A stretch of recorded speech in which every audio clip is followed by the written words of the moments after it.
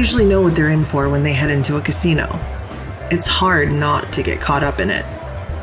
It's the noise that gets you, the buzz, the thrill of winning big. It's a night of spending and throwing caution to the wind. That's what casinos mean to most people. But here in Alberta, the rules of the game are slightly different. For charitable groups in the province, casinos are a lifeline. They're capable of keeping them afloat. This is Raising the Stakes. It's a podcast about the role casino advisors play in helping charities pull off the perfect casino fundraiser event. Because a charity's ability to help their communities might depend on just making it to the tables. There's a long road to get there, and when it comes to casino events, there's no room for error.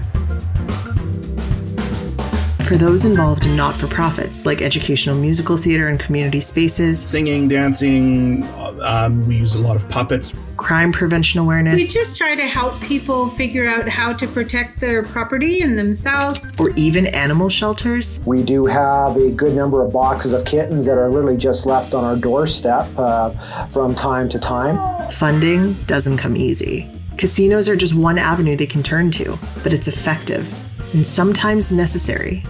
Wait till you hear what the take is. In the major casinos, which is most of them, the charity gets half the profits. Meet Jeffrey Dawson, owner and operator of Alberta Casino Advisors Incorporated. For charities in Alberta is very successful. In Edmonton, for example, the charities over a 2-day period make about 80,000. In Calgary, it's about 75,000. In Red Deer and other smaller cities, it's between 20 and 30,000, depending on the city. Jeff is a dual casino advisor who has experience in every casino in the province. Not only does he help charities get a license for a casino event, he's there to follow through, showing them every step of the way. There's a lot that needs to be done right up until the big event. A ton of moving parts. Charities need a casino advisor to steer them in the right direction and prepare them for whatever might go wrong. It's too important for them to leave it to chance. And I went in and said, oh no, we're fine, we've got this list, we're fine. No, that was a big mistake on Mark's part. Mark should have just assumed that Murphy's Law is going to kick in and get ready for it. Jeff knows. He's been a casino advisor for many years. I've been a casino advisor since 2011. The term casino advisor is kind of misleading. I do not advise casinos. Every casino in Alberta requires to have volunteers in order to operate. And so what a casino advisor does is they train volunteers in the casino, and the volunteers, the charity that is assigned to a casino changes every 2 days. So every 2 days I get a new group that I work with, and I work in different casinos across the province. Years ago, the Alberta government decided that when they approved casinos in Alberta, that charities would be benefactors of the casinos. It's a charitable gaming model is what it's called. The charity holds the license for that casino to open that day. Actually, if a charity doesn't show up at a casino on their assigned day, the casino is actually not allowed to open. Talk about a costly mistake. Jeff knows the rules inside and out. When they change, and they change often, he's on it. The devil's in the details, as they say. Sometimes charities don't know that there are certain positions that need to be filled. The stakes couldn't be higher. My name is Sean Fraser. I'm the executive director of Evergreen Theatre Society. So we have two sides of our operation, all operating under sort of one society. So one is the Evergreen Theatre programming side.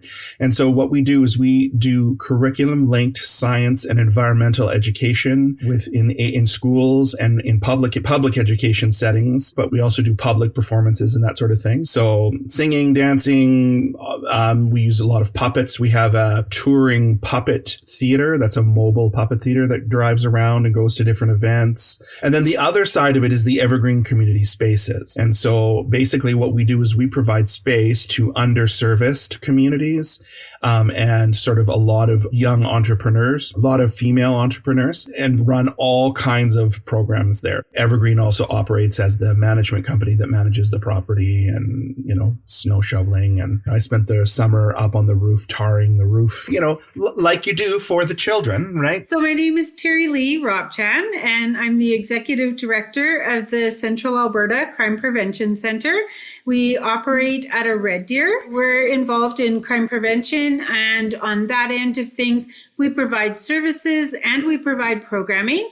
And some of the things that you might hear about us would be our presentations. So we do crime prevention presentations. We do fraud and scams. We sometimes focus on seniors. We do some senior presentations. We just try to help people figure out how to protect their property and themselves. My name is Mark Fournier. I'm the treasurer of the Wild Rose Humane Society.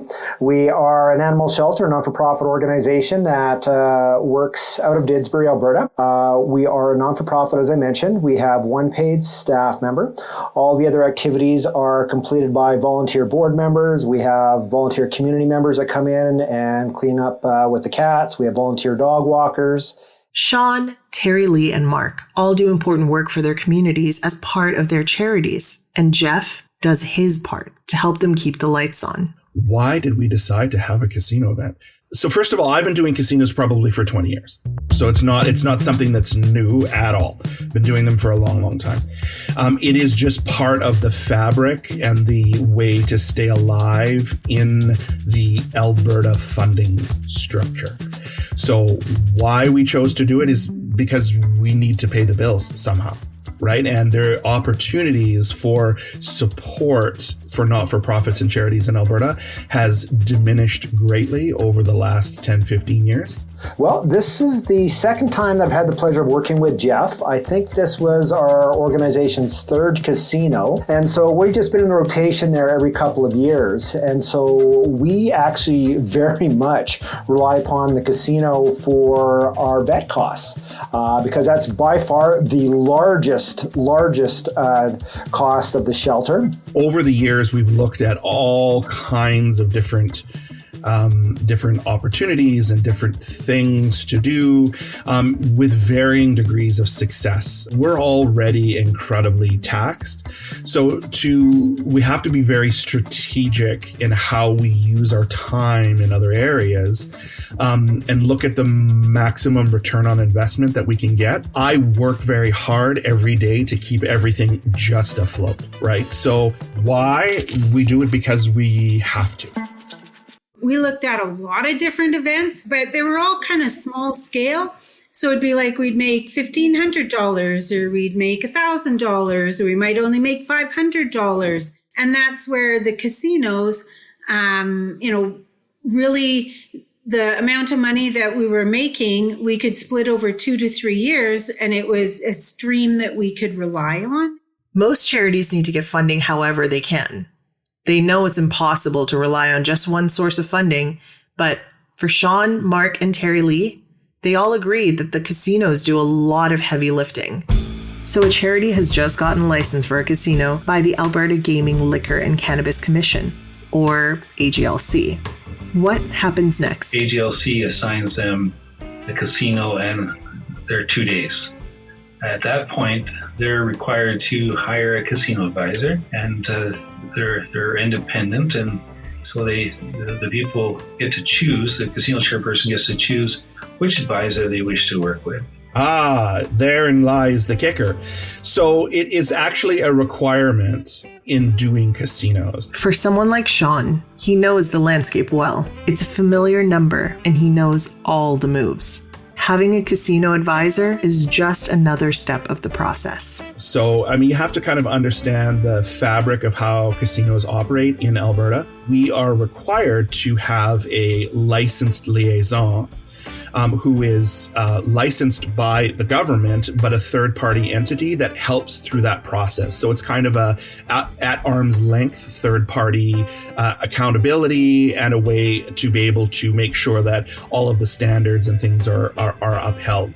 But it's up to him to pick an advisor who he thinks will ultimately help his organization. He's going to look at experience, skill set, and resources. He needs to know if a casino advisor will provide the level of support that his organization requires. Jeffrey Dawson works with a team. That means something when schedules get hectic and charities need to talk to someone right away, or they need people there at the tables. It's about providing coverage. I've actually got a team of 10 guys and gals that work for me. You get into a major casino, which is the ones in Edmonton and Calgary, there's a requirement to have 3 advisors each day. So it's not just one person. There's 3. And so you need a team in order to make that work. Especially I have many times where I've got 3 or 4 casinos that we're operating the same day. Every charity has different needs when it comes to casino advisors. Each chairperson has a different level of experience with casino events. Myself and some of my advisors have been chairpersons, have been on the other side of the equation, and we know what we would have liked as a client, and we found that a lot of times the advisors don't do that. So we really try to be responsive, listen to what clients, where their pain is, and try to make the event an easy process for them. For Jeff, it's about simplifying the process, coming up with innovative ways to make the whole thing a lot less daunting, more manageable, and even fun for newcomers and even the most seasoned chairpersons. So it's important to make sure you get assistance from day one from an organization that understands how the paperwork needs to be done, and make sure that you are filling the right paperwork at the right time so you can get to your event and get the proceeds. So why does Jeff do any of this? Well, I enjoy working with different people. The ability to go to different places and work with different people every day is very motivating. I love it. And the fact that we're helping charities make money to fund the activities that they do. Whether it's educational musical theater or crime prevention, or taking care of animals without a home, or just about any other good cause you can think of. They all have a heart for whatever they're doing, and so I enjoy helping them in their financial goals. At the end of the day, it's my hope is that the work that I will have chosen to do through my career will pay dividends at some point. And a lot of days it doesn't always feel that way, but when you get to go and see kids enjoying themselves and families enjoying themselves and people having a good time, and it is very rewarding. Unfortunately, as I'm sure a lot of you know, like when you're in a leadership role, you don't get a chance to see a lot of that. Your time occupies a lot of the more unfortunate and more negative things, so it can feel a little bit discouraging sometimes. So I try and force myself to get out to be able to see clients, because then you go, oh, right, that's why we do this.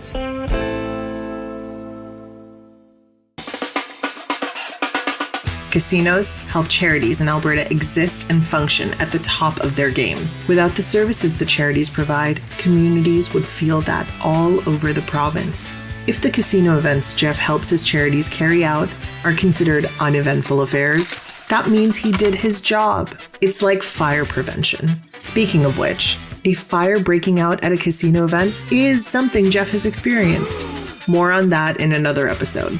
If a charity isn't prepared for the event, or makes a mistake anywhere in the process, the consequences could be devastating. So some of the things that can go wrong is not meeting deadlines. There are organizations that I'm aware of that they don't fill out the paperwork properly, or maybe they intentionally make an error on the paperwork. I think we call that a white lie. If you get caught, AGLC could fine you.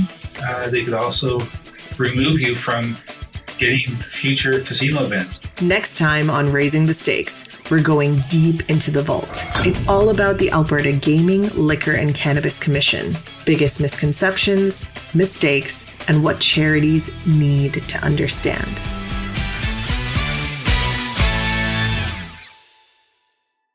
Another Everything Podcast production. Visit everythingpodcast.com, a division of Pattison Media. Subscribe wherever you get your podcast,